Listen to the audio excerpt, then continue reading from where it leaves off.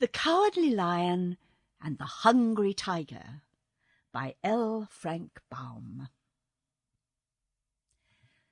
In the splendid palace of the Emerald City, which is in the centre of the fairyland of Oz, is a great throne room, where Princess Ozma, the ruler, for an hour each day sits in a throne of glistening emeralds and listens to all the troubles of her people, which they are sure to tell her about.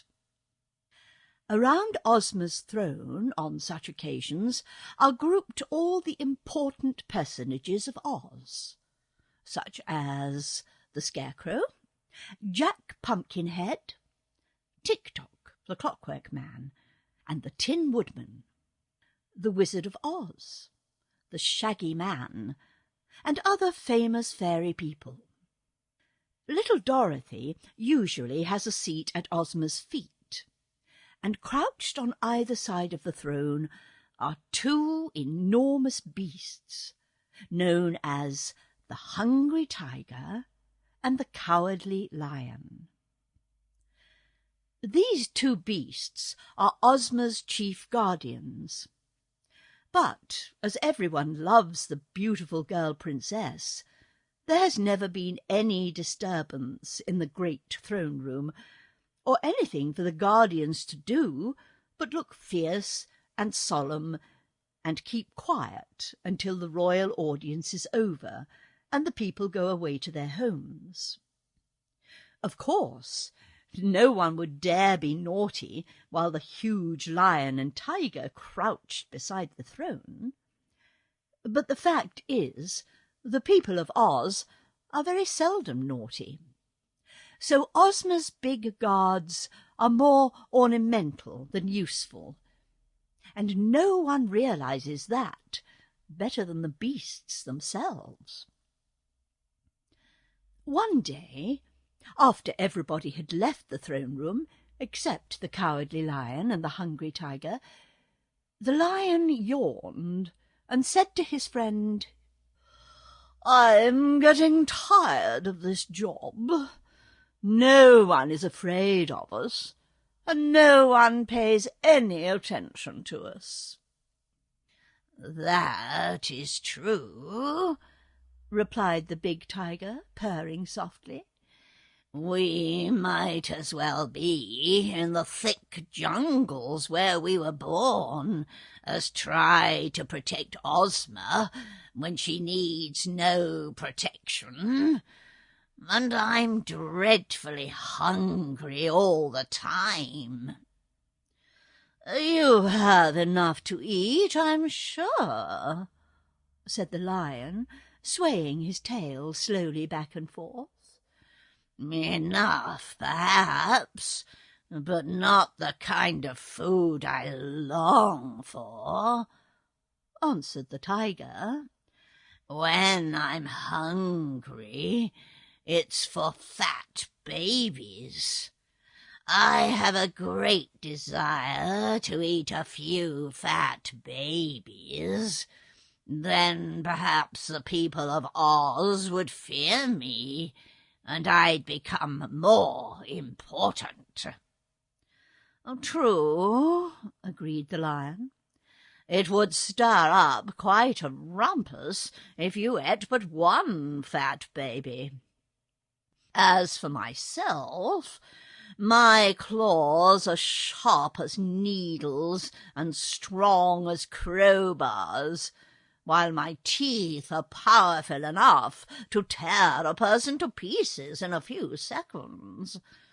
If I should spring upon a man and make chop suey of him, there would be wild excitement in the Emerald City, and the people would fall upon their knees and beg me for mercy.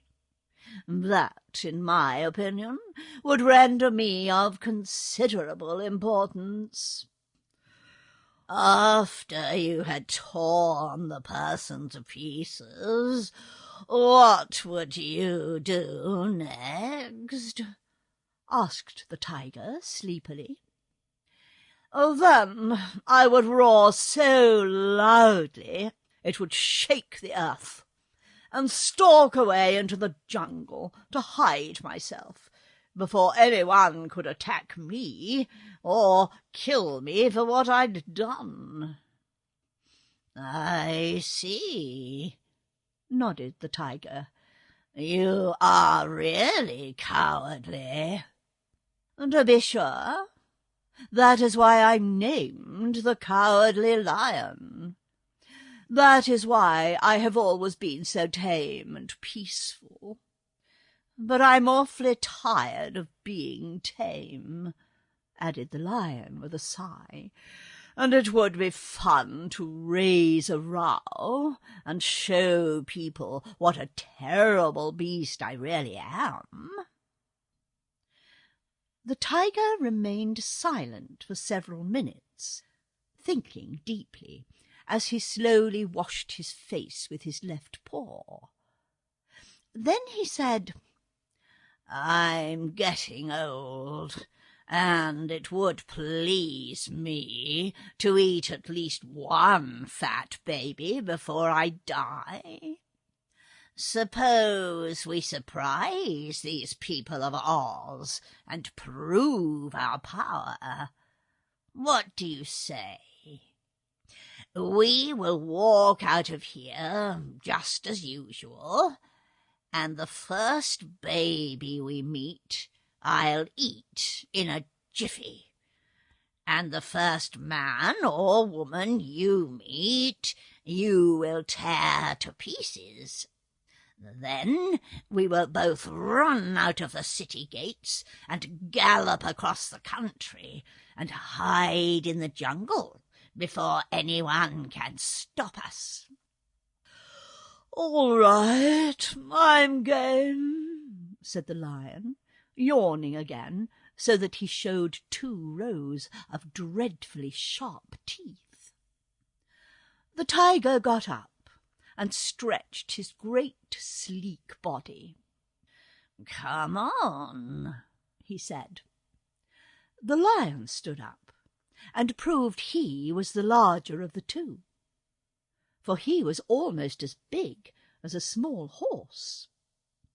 Out of the palace they walked, and met no one. They passed through the beautiful grounds, past fountains and beds of lovely flowers, and met no one. Then they unlatched a gate and entered a street of the city, and met no one. "I wonder how a fat baby will taste," remarked the tiger, as they stalked majestically along side by side. "I imagine it'll taste like nutmegs," said the lion. "No," said the tiger, "I've an idea. It will taste like gumdrops." They turned a corner, but met no one, for the people of the Emerald City were accustomed to take their naps at this hour of the afternoon. "I wonder how many pieces I ought to tear a person into," said the lion in a thoughtful voice. 60 would be about right," suggested the tiger. "Would that hurt any more than to tear one into about a dozen pieces?" inquired the lion, with a little shudder. "Who cares whether it hurts or not?" growled the tiger. The lion did not reply. They entered a side street, but met no one. Suddenly they heard a child crying. "Ah!" exclaimed the tiger, "there is my meat." He rushed around a corner, the lion following, and came upon a nice fat baby sitting in the middle of the street and crying as if in great distress. "What's the matter?"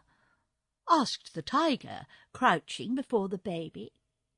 I lost my mamma, wailed the baby. "Why, you poor little thing," said the great beast, softly stroking the child's head with its paw. "Don't cry, my dear, for Mamma can't be far away, and I'll help you to find her."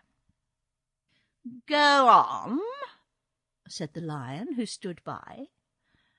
"Go on where?" asked the tiger, looking up. "Go on and eat your fat baby." "Why, you dreadful creature," said the tiger reproachfully. "would you want me to eat a poor little lost baby that don't know where its mother is?" And the beast gathered the little one into its strong, hairy arms and tried to comfort it by rocking it gently back and forth. The lion growled low in his throat and seemed very much disappointed. But at that moment a scream reached their ears, and a woman came bounding out of a house and into the street.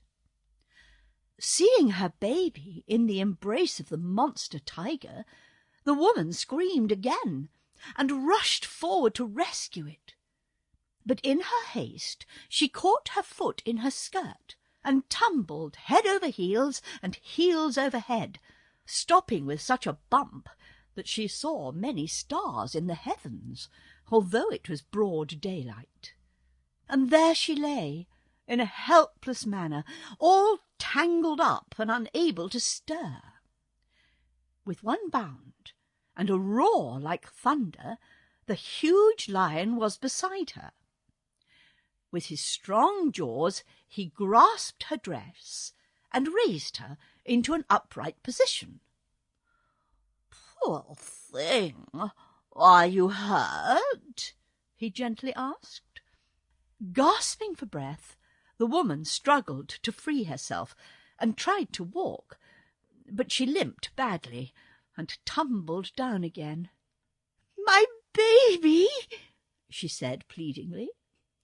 "The baby's all right, don't worry," replied the lion, and then he added, "Keep quiet now, and I'll carry you back to your house, and the hungry tiger will carry your baby." The tiger, which had approached the place with the child in its arms, asked in astonishment, "Aren't you going to tear her into 60 pieces?" "No, nor into 6 pieces," answered the lion indignantly. "I'm not such a brute as to destroy a poor woman who has hurt herself trying to save her lost baby. If you're so ferocious and cruel and bloodthirsty, you may leave me and go away, for I do not care to associate with you." "That's all right," answered the tiger. "I'm not cruel, not in the least. I'm only hungry. But I thought you were cruel." "Thank heavens, I'm respectable," said the lion with dignity. He then raised the woman and with much gentleness carried her into her house, where he laid her upon a sofa. The tiger followed with the baby, which he safely deposited beside its mother. The little one liked the hungry tiger, and grasping the enormous beast by both ears, the baby kissed the beast's nose to show he was grateful and happy. "Thank you very much," said the woman. "I've often heard what good beasts you are, in spite of your power to do mischief to mankind, and now I know that the stories are true. I do not think either of you has ever had an evil thought." The hungry tiger and the cowardly lion hung their heads and did not look into each other's eyes, for both were shamed and humbled. They crept away and stalked back through the streets until they again entered the palace grounds, where they retreated to the pretty, comfortable rooms they occupied at the back of the palace. There they silently crouched in their usual corners to think over their recent adventure. After a while, the tiger said sleepily, "I don't believe fat babies taste like gumdrops. I'm quite sure they have the flavour of raspberry tarts. My, how hungry I am for fat babies." The lion grunted disdainfully. "You're a humbug," said he. "Am I?" retorted the tiger with a sneer.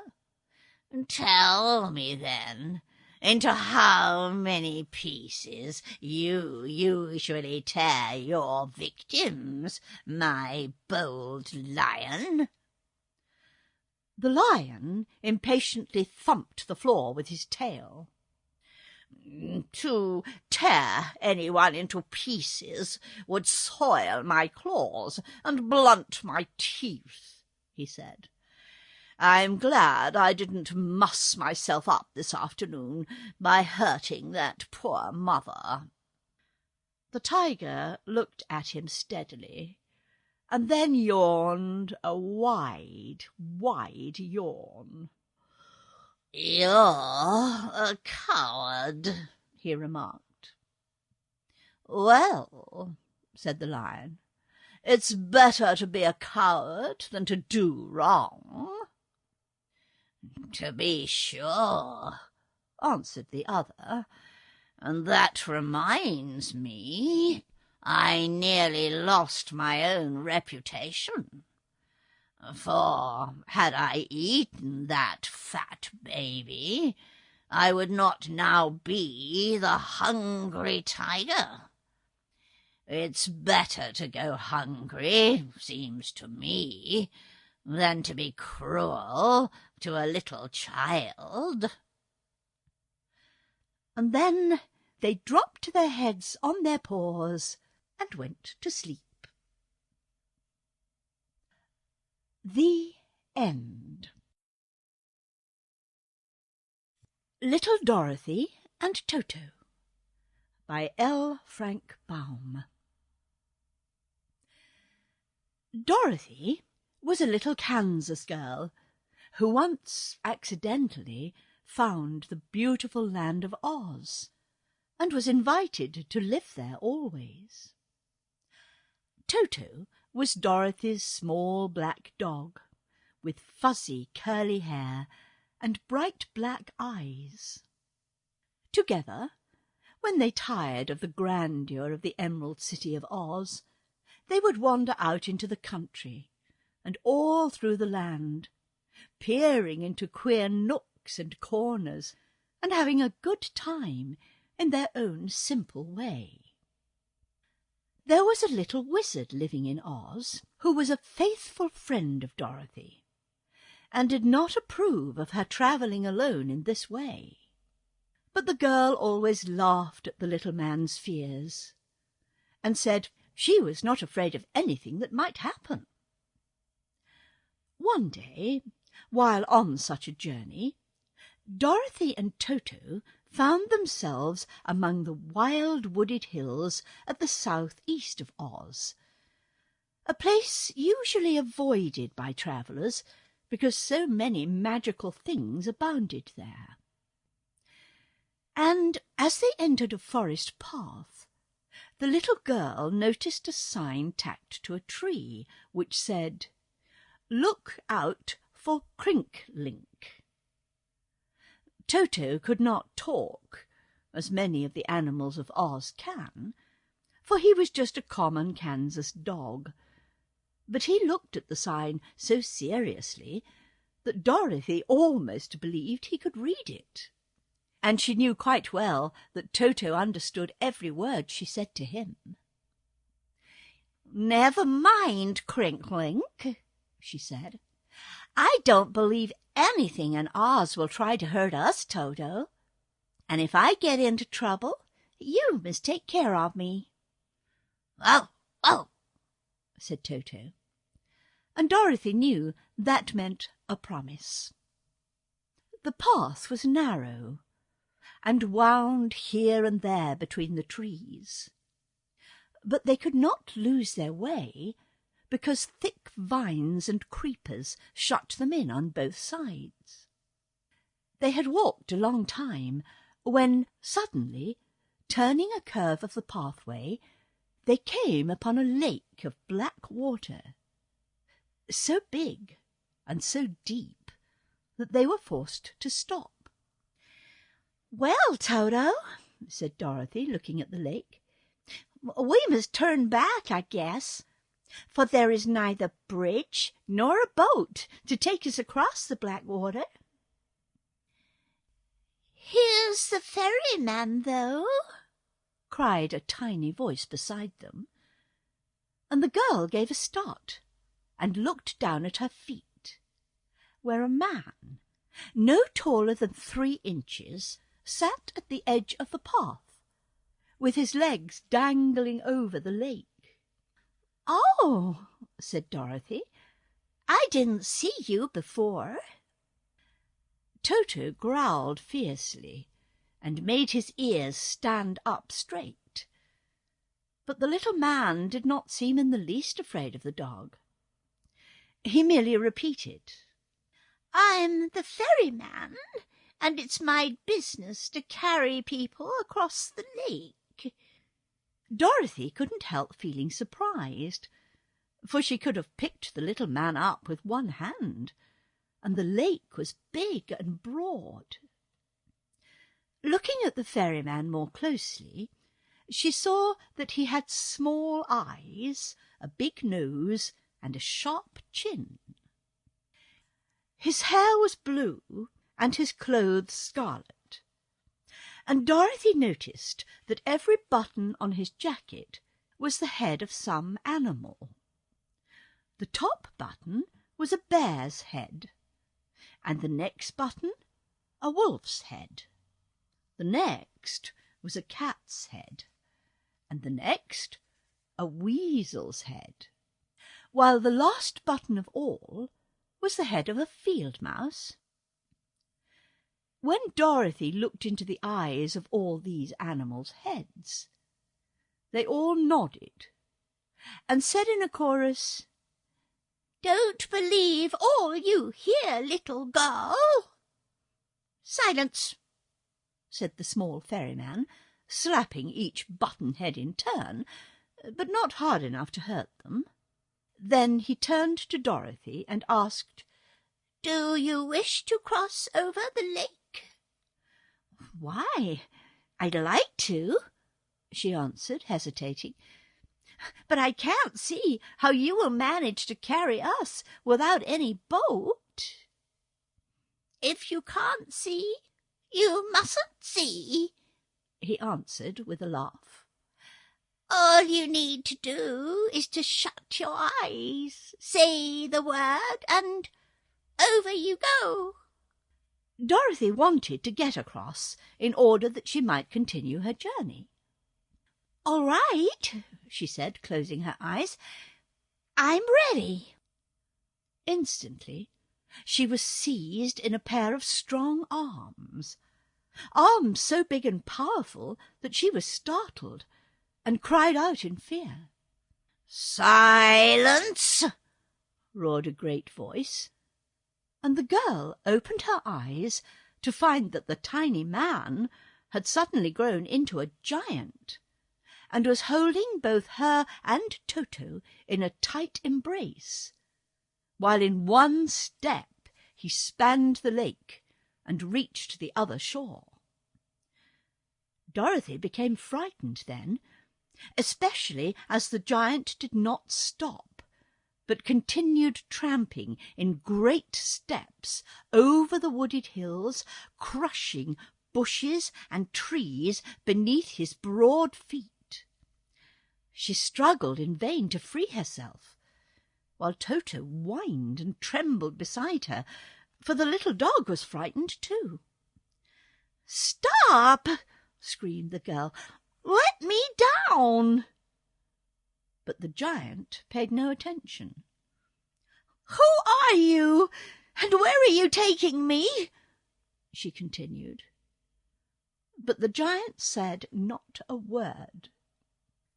Close to Dorothy's ear, however, a voice answered her, saying, "This is the terrible Crinklink, and he has you in his power." Dorothy managed to twist her head around, and found it was the second button on the jacket, the wolf's head, which had spoken to her. "What will Crinklink do with me?" she asked anxiously. "No one knows. You must wait and see," replied the wolf. "Some of his captives he whips," squeaked the weasel's head. "Some he transforms into bugs and other things," growled the bear's head. "Some he enchants so that they become doorknobs," sighed the cat's head. "Some he makes his slaves, even as we are, and that is the most dreadful fate of all," added the field mouse. "As long as Crinklink exists, we shall remain buttons. But as there are no more buttonholes on his jacket, he will probably make you a slave." Dorothy began to wish she had not met Crinklink. Meantime, the giant took such big steps that he soon reached the heart of the hills, where, perched upon the highest peak, stood a log castle. Before this castle he paused to set down Dorothy and Toto, for Crinklink was at present far too large to enter his own doorway. So he made himself grow smaller until he was about the size of an ordinary man. Then he said to Dorothy in a stern, commanding tone, "Enter, girl." Dorothy obeyed and entered the castle, with Toto at her heels. She found the place to be merely one big room. There was a table and a chair of ordinary size near the centre, and at one side a wee bed that seemed scarcely big enough for a doll. Everywhere else were dishes, dishes, dishes. They were all soiled, and were piled upon the floor in all the corners and upon every shelf. Evidently Crinklink hadn't washed a dish for years, but had cast them aside as he used them. Dorothy's captor sat down in the chair and frowned at her. "You are young and strong, and will make a good dishwasher," said he. "Do you mean me to wash all those dishes?" she asked, feeling both indignant and fearful, for such a task would take weeks to accomplish. "That is just what I mean," he retorted. "I need clean dishes, for all I have are soiled, and you are going to make 'em clean or get trounced. So get to work, and be careful not to break anything. If you smash a dish, the penalty is 1 lash from my dreadful cat-o'-nine-tails for every piece the dish breaks into." And here Crinklink displayed a terrible whip that made the little girl shudder. Dorothy knew how to wash dishes, but she remembered that often she carelessly broke one.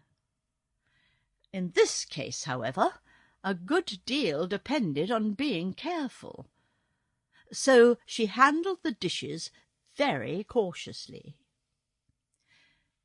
While she worked, Toto sat by the hearth and growled low at Crinklink, and Crinklink sat in his chair and growled at Dorothy because she moved so slowly.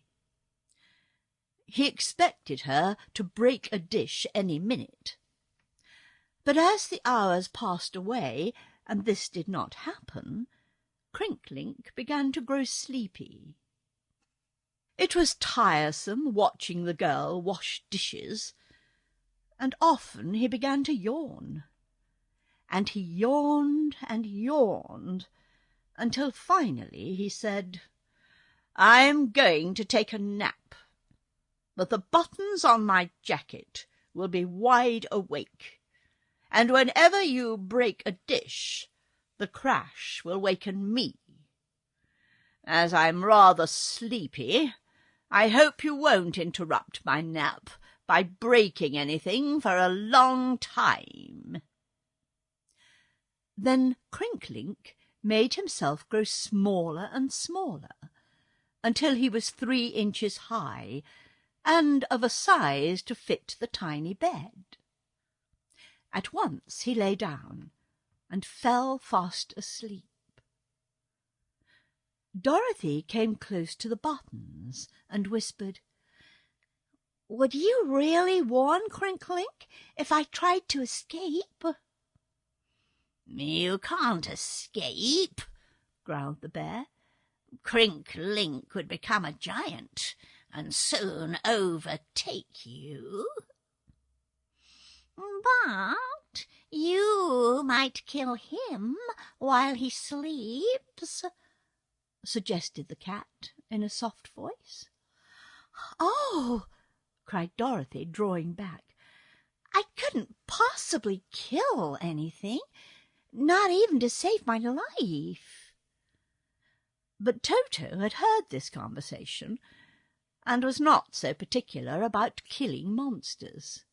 Also, the little dog knew he must try to save his mistress. In an instant he sprang upon the wee bed, and was about to seize the sleeping Crinklink in his jaws, when Dorothy heard a loud crash, and a heap of dishes fell from the table to the floor. Then the girl saw Toto and the little man rolling on the floor together like a fuzzy ball. And when the ball stopped rolling, behold, there sat the little Wizard of Oz, laughing merrily at the expression of surprise on Dorothy's face. "Yes, my dear," said he, "I've been playing tricks on you for your own good. I wanted to prove to you that it's really dangerous for a little girl to wander alone in a fairy country. So I took the form of Crinklink to teach you a lesson. There isn't any Crinklink, to be sure, but if there had been, you'd be severely whipped for breaking all those dishes." The wizard now rose, took off the coat with the buttons' heads, and spread it on the floor, wrong side up.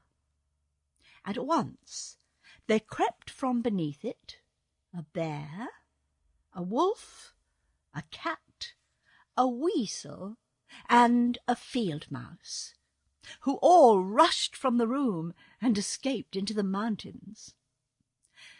"Come on, Toto," said Dorothy. "Let's go back to the Emerald City. You've given me a good scare, Wizard," she added with dignity, "and perhaps I'll forgive you by and by.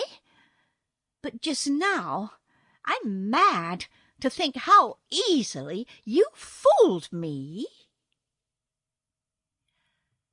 The End.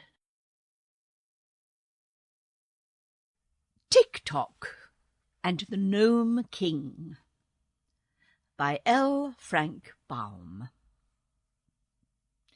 The Gnome King was unpleasantly angry.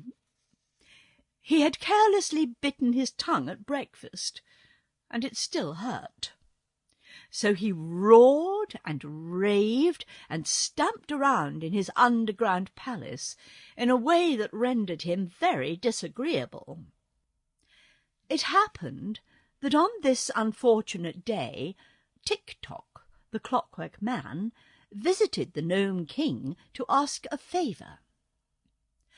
Tick-Tock lived in the land of Oz, and although he was an active and important person, he was made entirely of metal. Machinery within him, something like the works of a clock, made him move. Other machinery made him talk. Still other machinery made him think. Although so cleverly constructed, the Clockwork Man was far from perfect. 3 separate keys wound up his motion machinery, his speech works, and his thoughts. One or more of these contrivances was likely to run down at a critical moment, leaving poor Tick-Tock helpless. Also, some of his parts were wearing out through much use, and just now his thought machinery needed repair. The skilful little Wizard of Oz had tinkered with Tick-Tock's thoughts, without being able to get them properly regulated. So he had advised the Clockwork Man to go to the Gnome King and secure a new set of springs, which would render his thoughts more elastic and responsive. "Be careful what you say to the Gnome King," warned the wizard. "He has a bad temper, and the least little thing makes him angry." Tick-Tock promised, and the wizard wound his machinery and set him walking in the direction of the Gnome King's dominions, just across the desert from the land of Oz. He ran down just as he reached the entrance to the underground palace, and there Calico, the Gnome King's chief steward, found him and wound him up again. "I want to see the king," said Tick-Tock in his jerky voice.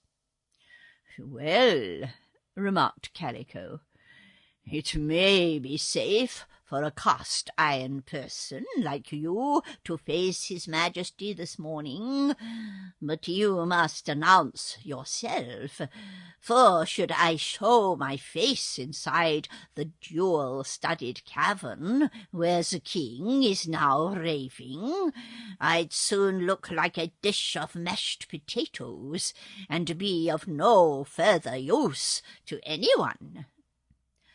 "I'm not afraid," said Tick-Tock. "Then walk in and make yourself at home," answered Calico, and threw open the door of the king's cavern.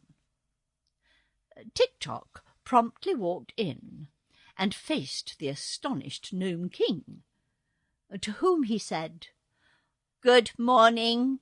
I want 2 new steel springs for my thought works and a new cogwheel for my speech producer. How about it, your Majesty?" The Gnome King growled a menacing growl, and his eyes were red with rage.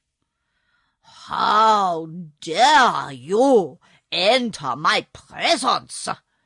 he shouted. "I dare anything," said Tick-Tock. "I'm not afraid of a fat gnome." This was true, yet an unwise speech. Had Tick-Tock's thoughts been in good working order, he would have said something else. The angry Gnome King quickly caught up his heavy mace and hurled it straight at Tick-Tock. When it struck the Metal Man's breast, the force of the blow burst the bolts which held the plates of his body together, and they clattered to the floor in a score of pieces. Hundreds and hundreds of wheels, pins, cogs, and springs filled the air like a cloud, and then rattled like hail upon the floor. Where Tick-Tock had stood was now only a scrap heap, and the Gnome King was so amazed by the terrible effect of his blow that he stared in wonder. His Majesty's anger quickly cooled. He remembered that the Clockwork Man was a favourite subject of the powerful Princess Ozma of Oz, who would be sure to resent Tick-Tock's ruin. "Too bad, too bad," he muttered regretfully. "I'm really sorry I made junk of the fellow.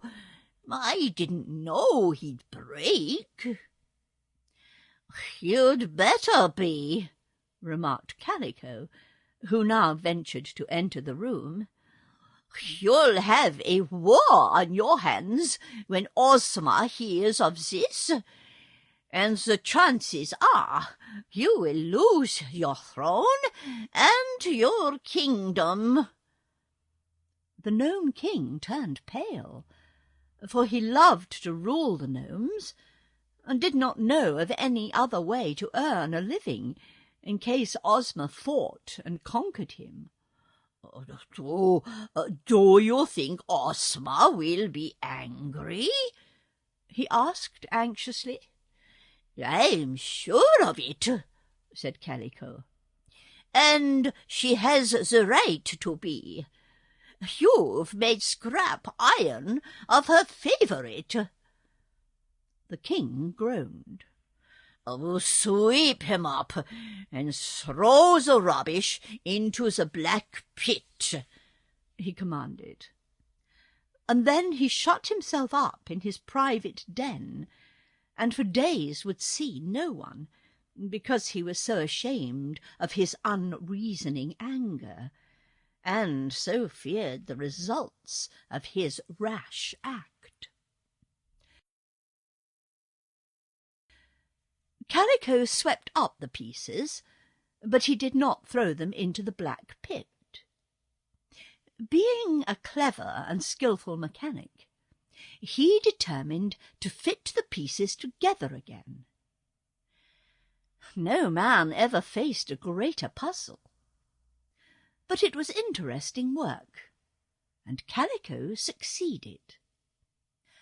When he found a spring or wheel worn or imperfect, he made a new one.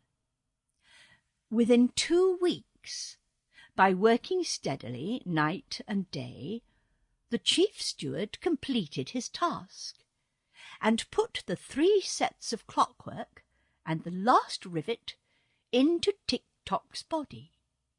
He then wound up the motion machinery, and the Clockwork Man walked up and down the room as naturally as ever.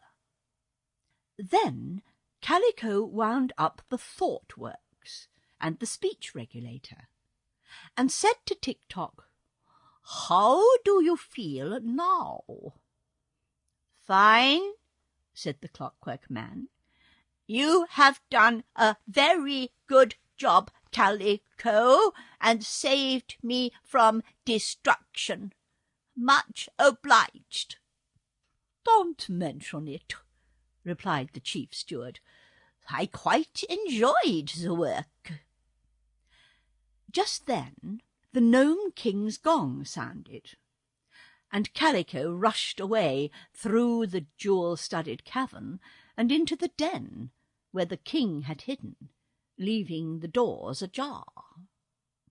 "Calico," said the king in a meek voice, "I've been shut up here long enough to repent bitterly the destruction of Tick-Tock.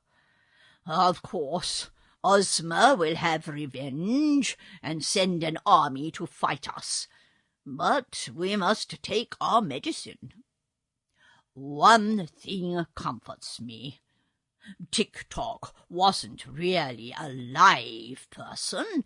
He was only a machine man, so it wasn't very wicked to stop his clockworks. I couldn't sleep nights at first for worry, but there's no more harm in smashing a machine man than in breaking a wax doll. Don't you think so?" "I am too humble to sink in the presence of your Majesty," said Calico.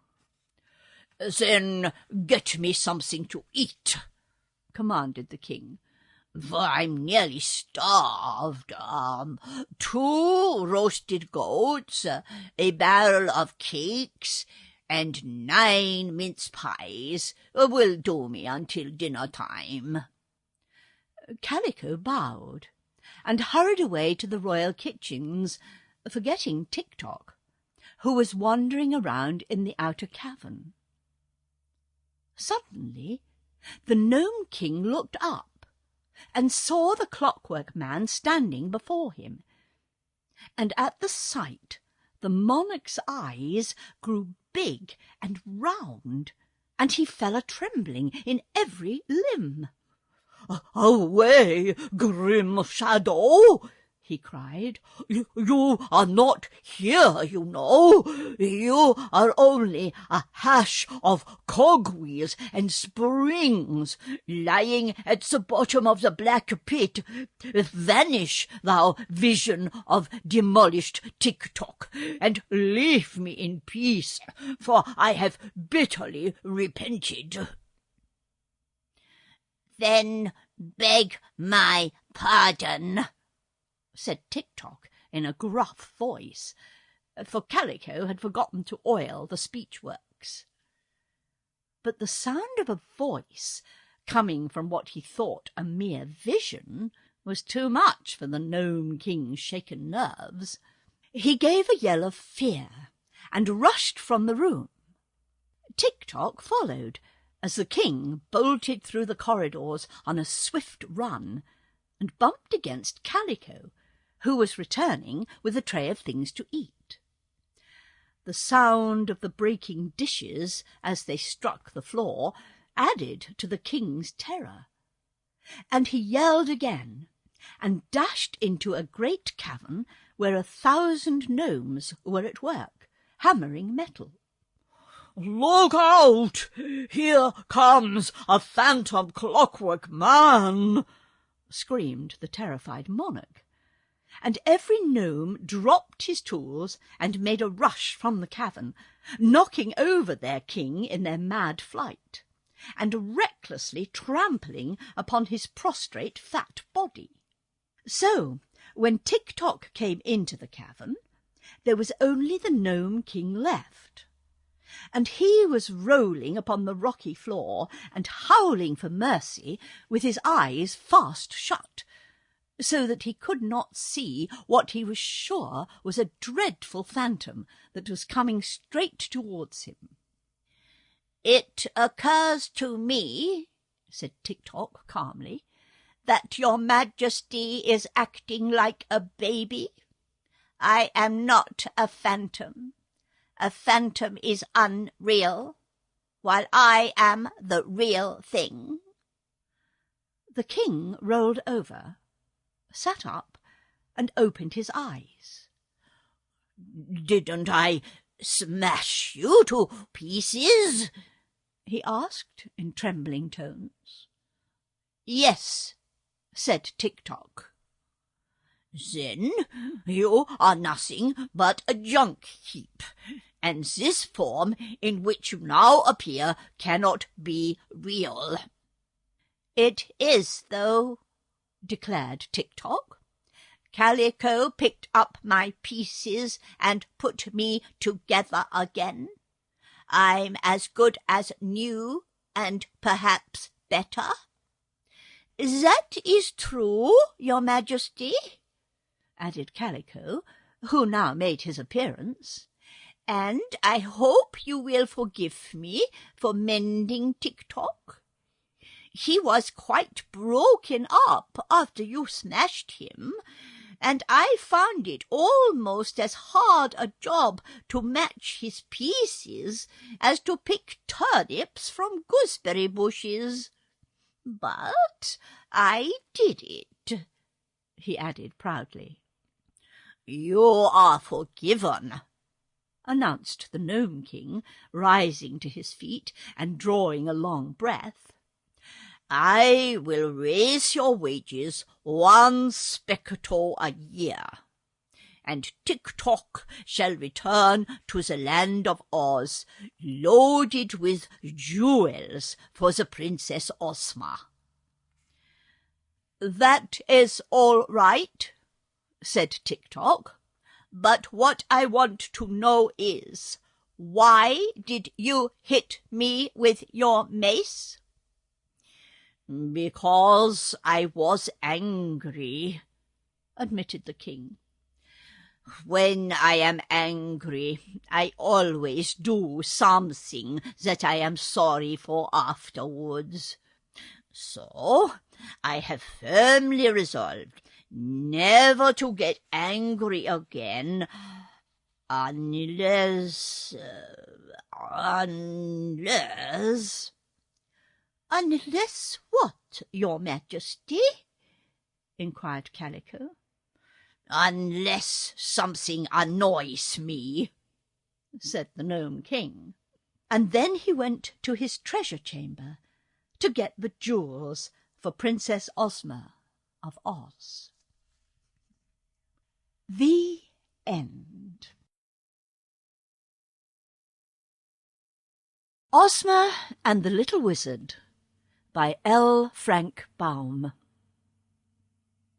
Once upon a time there lived in the beautiful Emerald City, which lies in the centre of the fairyland of Oz, a lovely girl called Princess Ozma, who was the ruler of all that country. And among those who served this girlish ruler, and lived in a cosy suite of rooms in her splendid palace, was a little withered old man known as the Wizard of Oz. This little wizard could do a good many queer things in magic. But he was a kind man, with merry twinkling eyes and a sweet smile. So, instead of fearing him because of his magic, everybody loved him. Now Ozma was very anxious that all her people who inhabited the pleasant land of Oz should be happy and contented. And therefore she decided one morning to make a journey to all parts of the country, that she might discover if anything was amiss, or anyone discontented, or if there was any wrong that ought to be righted. She asked the little wizard to accompany her, and he was glad to go. "Shall I take my bag of magic tools with me?" he asked. "Of course," said Ozma. "We may need a lot of magic before we return, for we are going into strange corners of the land, where we may meet with unknown creatures and dangerous adventures." So the wizard took his bag of magic tools, and the two left the Emerald City and wandered over the country for many days, at last reaching a place far up in the mountains, which neither of them had ever visited before. Stopping one morning at a cottage, built beside a rocky path which led into a pretty valley beyond, Ozma asked a man, "Are you happy? Have you any complaint to make of your lot?" And the man replied, "We're happy, except for 3 mischievous imps that live in yonder valley and often come here to annoy us. If your Highness would only drive away those imps, I and my family would be very happy and very grateful to you." "Who are these bad imps?" inquired the girl ruler. "One is named Alight, and one Udent, and one Urtinant, and they have no respect for anyone or anything. If strangers pass through the valley, the imps jeer at them and make horrid faces and call names, and they often push travellers out of the path and throw stones at them. Whenever Imp Olight or Imp Udent or Imp Urtinant come here to bother us, I and my family run into the house and lock all the doors and windows, and we dare not venture out again until the imps have gone away." Princess Ozma was grieved to hear this report, and the little wizard shook his head gravely and said the naughty imps deserved to be punished. They told the good man they would see what could be done to protect him, and at once entered the valley to seek the dwelling-place of the 3 mischievous creatures. Before long they came upon 3 caves, hollowed from the rocks, and in front of each cave squatted a queer little dwarf. Ozma and the wizard paused to examine them, and found them well-shaped, strong, and lively. They had big round ears, flat noses, and wide grinning mouths, and their jet-black hair came to points on top of their heads, much resembling horns. Their clothing fitted snugly to their bodies and limbs, and the imps were so small in size that at first Ozma did not consider them at all dangerous. But one of them suddenly reached out a hand and caught the dress of the princess, jerking it so sharply that she nearly fell down. And a moment later another imp pushed the little wizard so hard that he bumped against Ozma, and both unexpectedly sat down upon the ground. At this the imps laughed boisterously, and began running around in a circle and kicking dust upon the royal princess, who cried in a sharp voice, "Wizard, do your duty!" The wizard promptly obeyed. Without rising from the ground, he opened his bag, got the tools he required, and muttered a magic spell.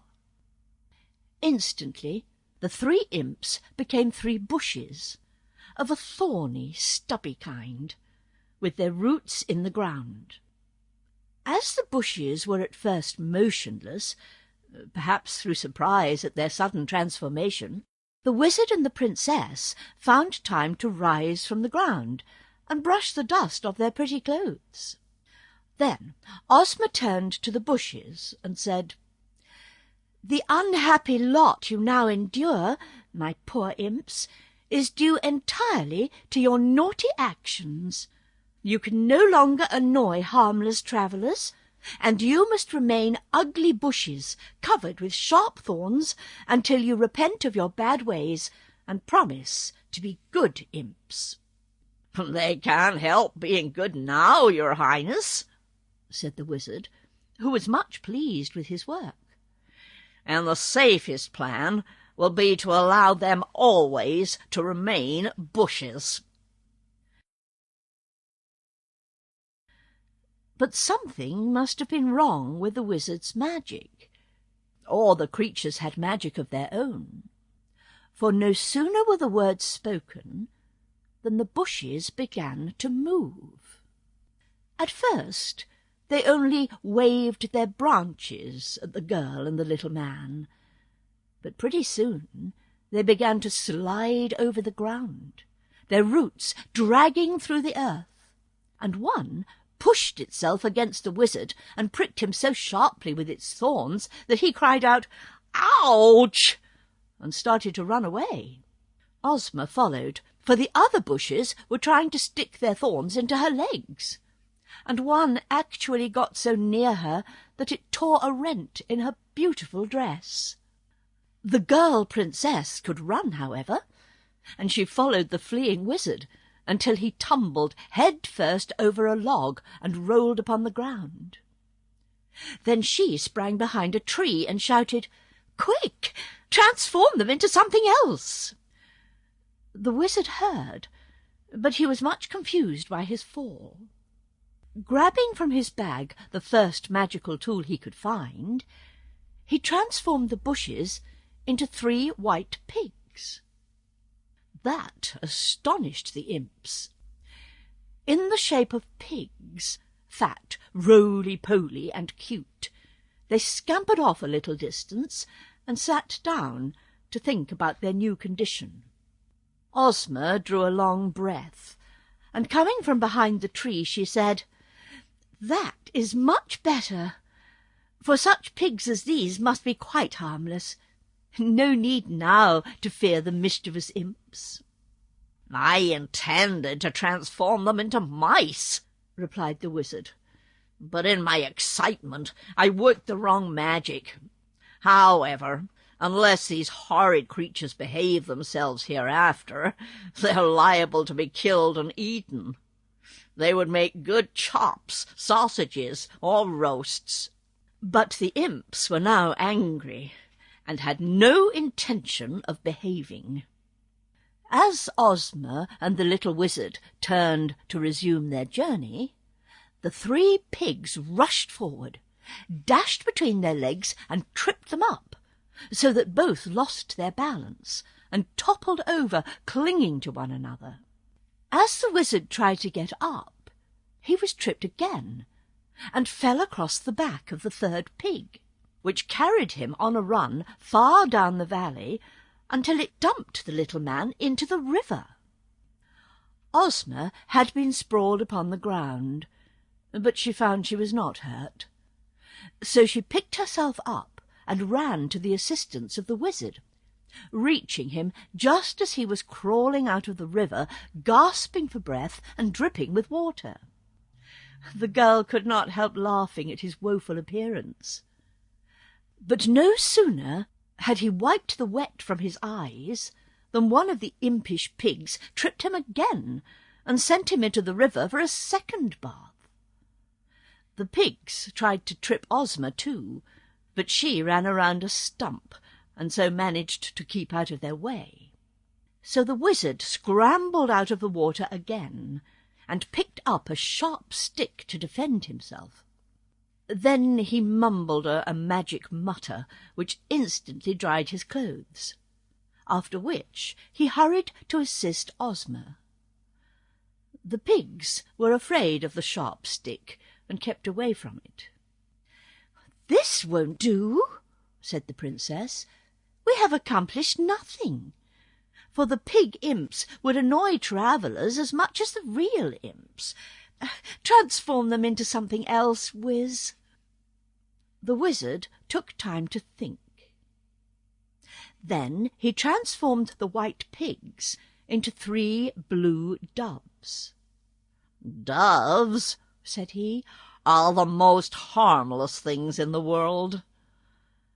But scarcely had he spoken when the doves flew at them and tried to peck out their eyes. When they endeavoured to shield their eyes with their hands, 2 of the doves bit the wizard's fingers, and another caught the pretty pink ear of the princess in its bill, and gave it such a cruel tweak that she cried out in pain and threw her skirt over her head.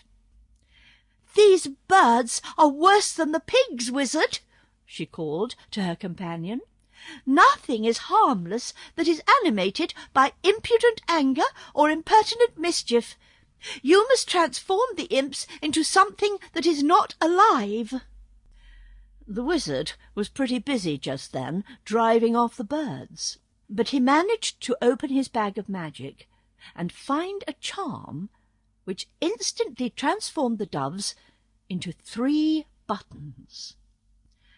As they fell to the ground, he picked them up and smiled with satisfaction. The tin button was Imp-O-Light. The brass button was Imp-Udent. The lead button was Impertinent. These buttons the wizard placed in a little box, which he put in his jacket pocket. "Now," said he, "the imps cannot annoy any travellers, for we shall carry them back with us to the Emerald City." "But we dare not use the buttons," said Ozma, smiling once more, now that the danger was over. "Why not?" asked the wizard. "I intend to sew them upon my coat and watch them carefully. The spirits of the imps are still in the buttons, and after a time they will repent and be sorry for their naughtiness. Then they will decide to be very good in future. When they feel that way, the tin button will turn to silver, and the brass to gold, while the lead button will become aluminium. I shall then restore them to their proper forms, changing their names to pretty names instead of the ugly ones they used to bear. Thereafter, the 3 imps will become good citizens of the land of Oz, and I think you will find they will prove faithful subjects of our beloved Princess Ozma." "Ah, that is magic well worth while," exclaimed Ozma, well pleased. "There is no doubt, my friend, but that you are a very clever wizard." The End. Jack Pumpkinhead and the Sawhorse by L. Frank Baum. In a room of the royal palace of the Emerald City of Oz hangs a magic picture, in which are shown all the important scenes that transpire in those fairy dominions. The scenes shift constantly, and by watching them, Ozma, the girl ruler, is able to discover events taking place in any part of her kingdom. One day she saw in her magic picture that a little girl and a little boy had wandered together into a great gloomy forest at the far west of Oz, and had become hopelessly lost. Their friends were seeking them in the wrong direction, and unless Ozma came to their rescue, the little ones would never be found in time to save them from starving. So the princess sent a message to Jack Pumpkinhead and asked him to come to the palace. This personage, one of the queerest of the queer inhabitants of Oz, was an old friend and companion of Ozma. His form was made of rough sticks, fitted together and dressed in ordinary clothes. His head was a pumpkin, with a face carved upon it, and was set on top of a sharp stake which formed his neck. Jack was active, good-natured, and a general favourite, but his pumpkin head was likely to spoil with age. So, in order to secure a good supply of heads, he grew a big field of pumpkins and lived in the middle of it, his house being a huge pumpkin hollowed out. Whenever he needed a new head, he picked a pumpkin, carved a face on it, and stuck it upon the stake of his neck, throwing away the old head as of no further use. The day Ozma sent for him, Jack was in prime condition, and was glad to be of service in rescuing the lost children. Ozma made him a map, showing just where the forest was and how to get to it, and the paths he must take to reach the little ones. Then she said, "You'd better ride the Sawhorse, for he is swift and intelligent, and will help you accomplish your task." "All right," answered Jack, and went to the royal stable to tell the Sawhorse to be ready for the trip. This remarkable animal was not unlike Jack Pumpkinhead in form, although so different in shape. Its body was a log, with 4 sticks stuck into it for legs. A branch at one end of the log served as a tail, while in the other end was chopped a gash that formed a mouth. Above this were 2 small knots that did nicely for eyes. The Sawhorse was a favourite steed of Ozma, and to prevent its wooden legs from wearing out, she had them shod with plates of gold. Jack said, "Good morning," to the Sawhorse, and placed upon the creature's back a saddle of purple leather, studded with jewels. "Where now?" asked the horse, blinking its knot eyes at Jack. "We're going to rescue 2 babes in the wood," was the reply. Then he climbed into the saddle, and the wooden animal pranced out of the stable, through the streets of the Emerald City, and out upon the highway leading to the western forest, where the children were lost. Small though he was, the Sawhorse was swift and untiring. By nightfall they were in the far west, and quite close to the forest they sought. They passed the night standing quietly by the roadside. They needed no food, for their wooden bodies never became hungry. Nor did they sleep, because they never tired. At break of day they continued their journey, and soon reached the forest. Jack now examined the map Ozma had given him, and found the right path to take, which the Sawhorse obediently followed. Underneath the trees all was silent and gloomy, and Jack beguiled the way by whistling gaily as the Sawhorse trotted along. The paths branched so many times and in so many different ways that the Pumpkinhead was often obliged to consult Ozma's map, and finally the Sawhorse became suspicious. "Are you sure you're right?" it asked. "Of course," answered Jack. "Even a Pumpkinhead, whose brains are seeds, can follow so clear a map as this. Every path is plainly marked, and here is a cross where the children are."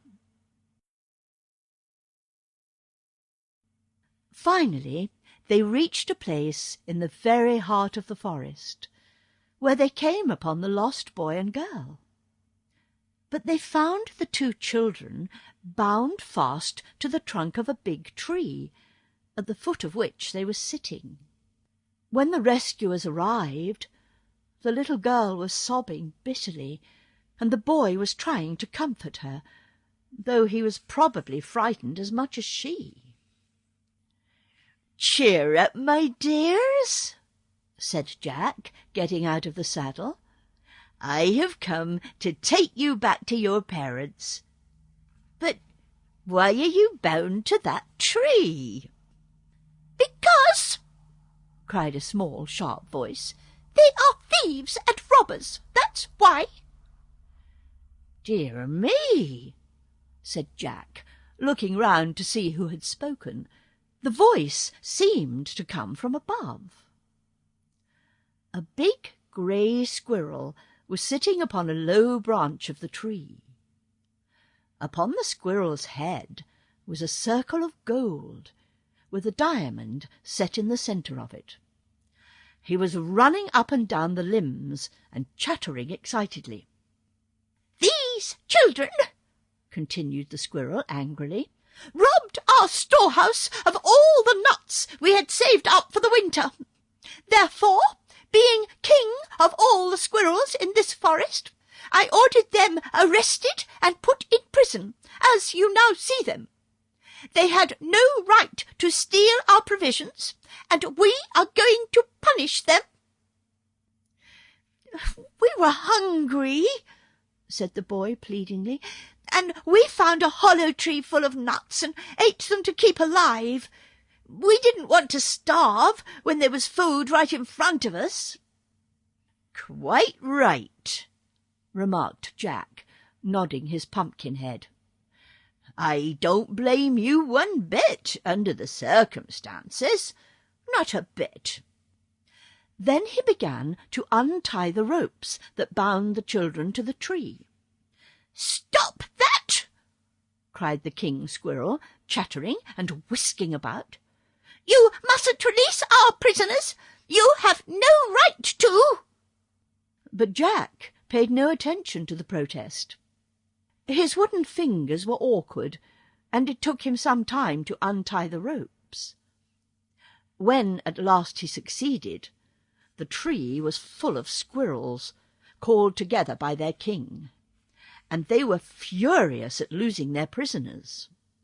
From the tree they began to hurl nuts at the Pumpkinhead, who laughed at them as he helped the two children to their feet. Now, at the top of this tree was a big dead limb, and so many squirrels gathered upon it that suddenly it broke away and fell to the ground. Poor Jack was standing directly under it, and when the limb struck him, it smashed his Pumpkinhead into a pulpy mass and sent Jack's wooden form tumbling, to stop with a bump against a tree 12 feet away. He sat up a moment afterwards, but when he felt for his head, it was gone. He could not see, neither could he speak. It was perhaps the greatest misfortune that could have happened to Jack Pumpkinhead, and the squirrels were delighted. They danced around in the tree in great glee as they saw Jack's plight. The boy and girl were indeed free, but their protector was ruined. The Sawhorse was there, however, and in his way he was wise. He had seen the accident, and he knew that the smashed pumpkin would never again serve Jack as a head. So he said to the children, who were frightened at this accident to their new-found friend, "Pick up the Pumpkinhead's body and set it on my saddle. Then mount behind it and hold on. We must get out of this forest as soon as we can, or the squirrels may capture you again. I must guess at the right path, for Jack's map is no longer of any use to him, since that limb destroyed his head." The two children lifted Jack's body, which was not at all heavy, and placed it upon the saddle. Then they climbed up behind it, and the Sawhorse immediately turned and trotted back along the path he had come, bearing all three with ease. However, when the path began to branch into many paths, all following different directions, the wooden animal became puzzled, and soon was wandering aimlessly about, without any hope of finding the right way. Towards evening they came upon a fine fruit-tree, which furnished the children a supper, and at night the little ones lay upon a bed of leaves, while the Sawhorse stood watch, with the limp, headless form of poor Jack Pumpkinhead lying helpless across the saddle. Now, Ozma had seen in her magic picture all that happened in the forest. So she sent the little wizard, mounted upon the Cowardly Lion, to save the unfortunates. The The lion knew the forest well, and when he reached it, he bounded straight through the tangled paths to where the sawhorse was wandering with Jack and the 2 children on his back. The wizard was grieved at the sight of the headless Jack, but believed he could save him. He first led the sawhorse out of the forest, and restored the boy and girl to the arms of their anxious friends.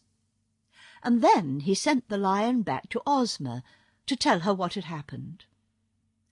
The wizard now mounted the sawhorse, and supported Jack's form on the long ride to the pumpkin field. When they arrived at Jack's house, the wizard selected a fine pumpkin, not too ripe, and very neatly carved a face on it. Then he stuck the pumpkin solidly on Jack's neck, and asked him, "Well, old friend, how do you feel?" "Fine," replied Jack, and shook the hand of the little wizard gratefully. "You have really saved my life, for without your assistance I could not have found my way home to get a new head. But I'm all right now, and I shall be very careful not to get this beautiful head smashed." And he shook the wizard's hand again. "Are the brains in the new head any better than the old ones?" inquired the sawhorse, who had watched Jack's restoration. "Why, these seeds are quite tender," replied the wizard, "so they will give our friend tender thoughts. But to speak truly, my dear sawhorse, Jack Pumpkinhead, with all his good qualities, will never be noted for his wisdom." The End. The Scarecrow and the Tin Woodman by L. Frank Baum. There lived in the land of Oz 2 queerly made men, who were the best of friends. They were so much happier when together that they were seldom apart. Yet they liked to separate once in a while, that they might enjoy the pleasure of meeting again. One was a scarecrow. That means he was a suit of blue munchkin clothes stuffed with straw, on top of which was fastened a round cloth head, filled with bran to hold it in shape. On the head were painted 2 eyes, 2 ears, a nose, and a mouth. The Scarecrow had never been much of a success in scaring crows, but he prided himself on being a superior man, because he could feel no pain, was never tired, and did not have to eat or drink. His brains were sharp, for the Wizard of Oz had put pins and needles in the Scarecrow's brains. The other man was made all of tin, his arms and legs and head being cleverly jointed, so that he could move them freely. He was known as the Tin Woodman, having at one time been a wood chopper, and everyone loved him because the wizard had given him an excellent heart of red plush. The Tin Woodman lived in a magnificent tin castle, built on his country estate in the Winky Land, not far from the Emerald City of Oz. It had pretty tin furniture, and was surrounded by lovely gardens, in which were many tin trees and beds of tin flowers. The palace of the Scarecrow was not far distant, on the banks of a river, and this palace was in the shape of an immense ear of corn. One morning the Tin Woodman went to visit his friend the Scarecrow. and as they had nothing better to do, they decided to take a boat ride on the river. So they got into the Scarecrow's boat, which was formed from a big corn cob, hollowed out and pointed at both ends, and decorated around the edges with brilliant jewels. The sail was of purple silk, and glittered gaily in the sun. There was a good breeze that day, so the boat glided swiftly over the water. By and by they came to a smaller river that flowed out from a deep forest, and the Tin Woodman proposed they sail up this stream, as it would be cool and shady beneath the trees of the forest.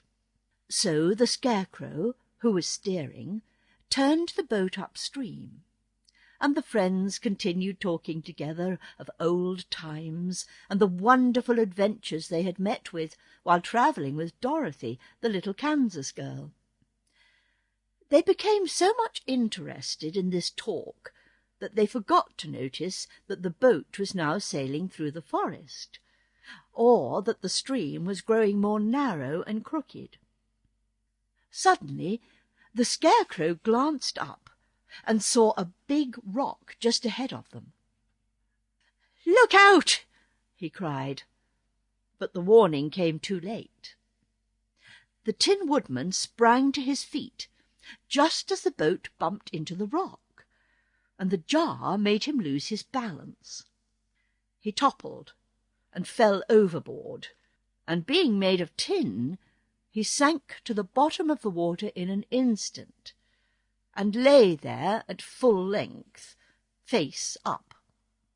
Immediately the Scarecrow threw out the anchor so as to hold the boat in that place, and then he leaned over the side and through the clear water looked at his friend sorrowfully. "Dear me!" he exclaimed. "What a misfortune!"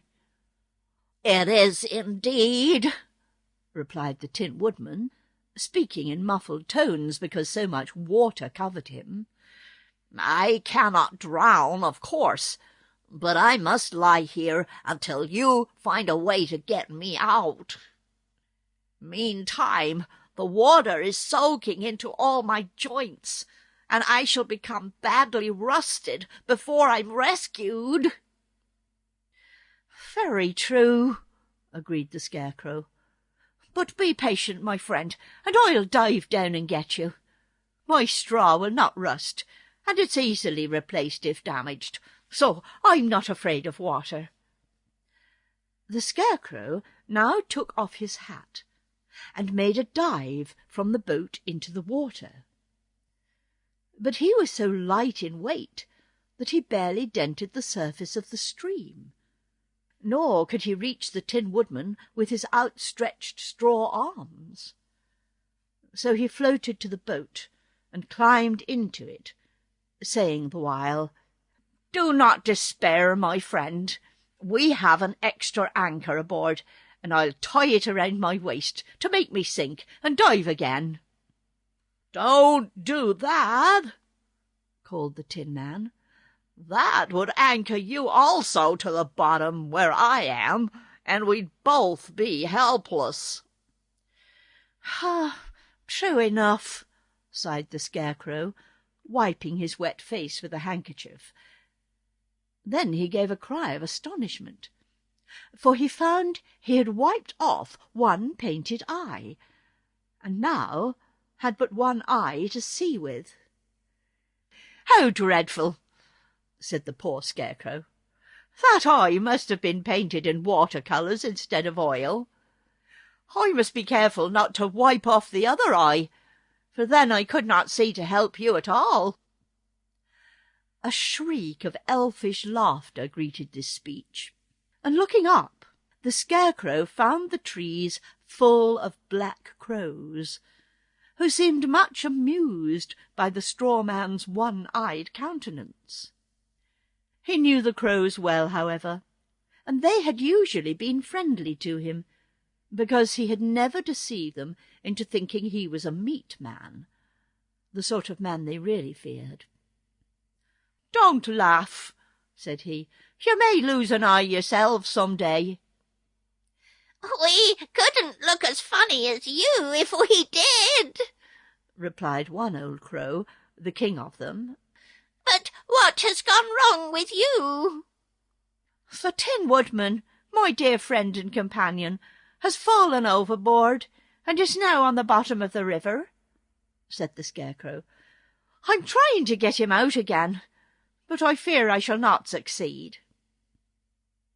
"Why, it's easy enough," declared the old crow. "Tie a string to him, and all of my crows will fly down, take hold of the string, and pull him up out of the water. There are hundreds of us here, so our united strength could lift much more than that." "But I can't tie a string to him," replied the Scarecrow. "My straw is so light that I am unable to dive through the water. I tried it and knocked one eye out." "Can't you fish for him?" "Ah, that is a good idea," said the Scarecrow. "I'll make the attempt." He found a fish line in the boat, with a stout hook at the end of it. No bait was needed, so the Scarecrow dropped the hook into the water till it touched the woodman. "Hook it into a joint," advised the crow, who was now perched upon a branch that stuck far out and bent down over the water. The Scarecrow tried to do this, but having only one eye, he could not see the joints very clearly. "Hurry up, please," begged the Tin Woodman. "You've no idea how damp it is down here." "Can't you help?" asked the crow. "How?" inquired the Tin Man. "Catch the line and hook it round your neck." The Tin Woodman made the attempt, and after several trials wound the line around his neck and hooked it securely. "Good!" cried the King Crow. A mischievous old fellow. "Now then, we'll all grab the line and pull you out." At once the air was filled with black crows, each of whom seized the cord with beak or talons. The Scarecrow watched them with much interest, and forgot that he had tied the other end of the line around his own waist, so he would not lose it while fishing for his friends. "All together for the good cause!"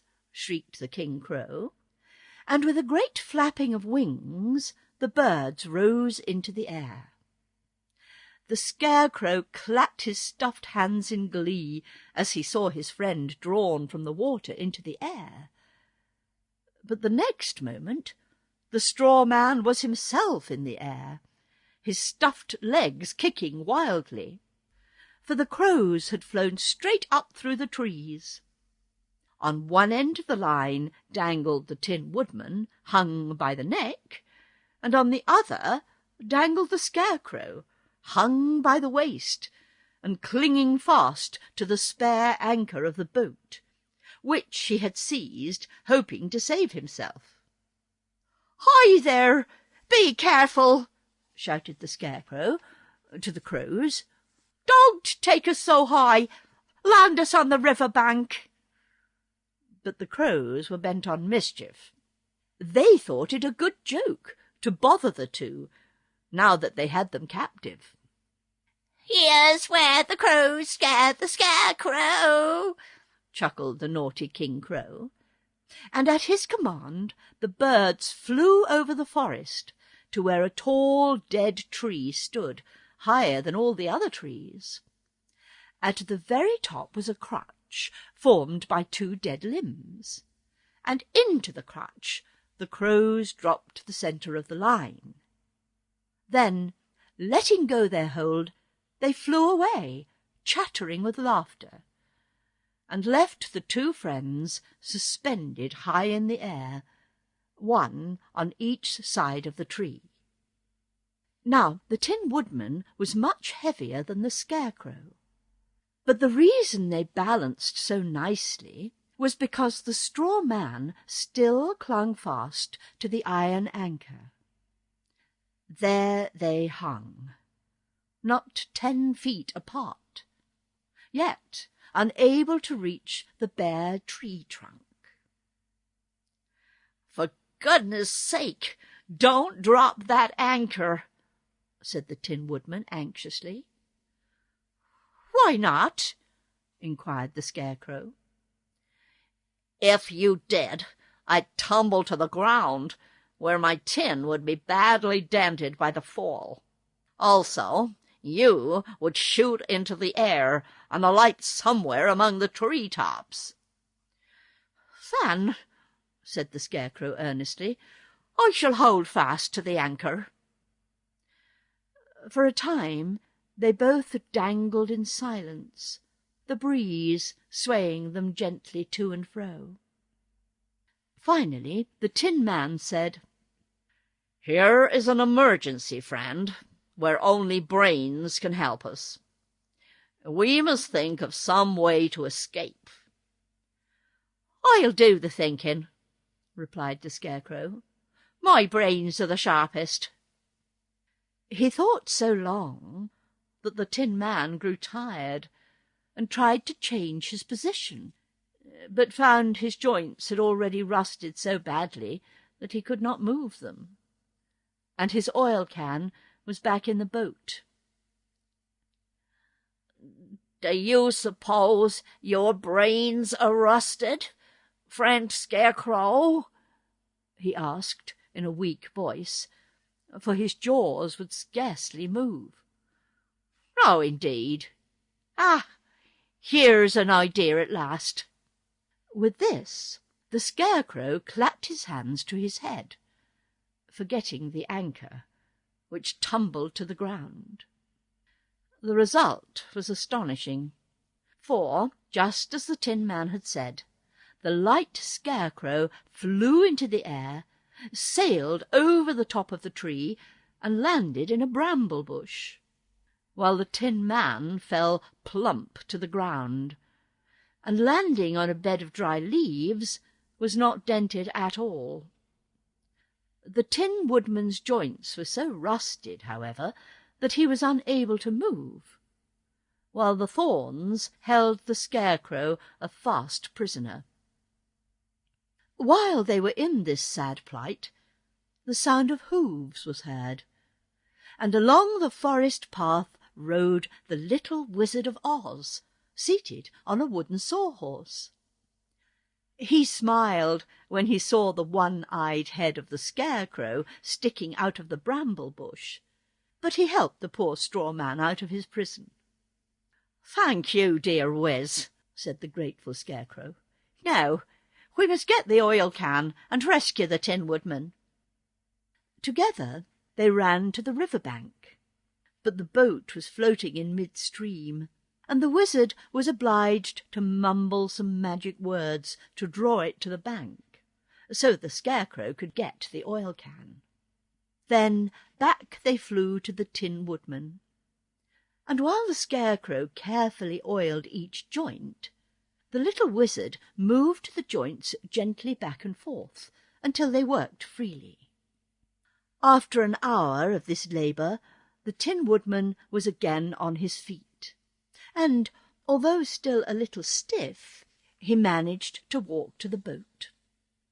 The Wizard and the Sawhorse also got aboard the corn-cob craft, and together they returned to the Scarecrow's palace.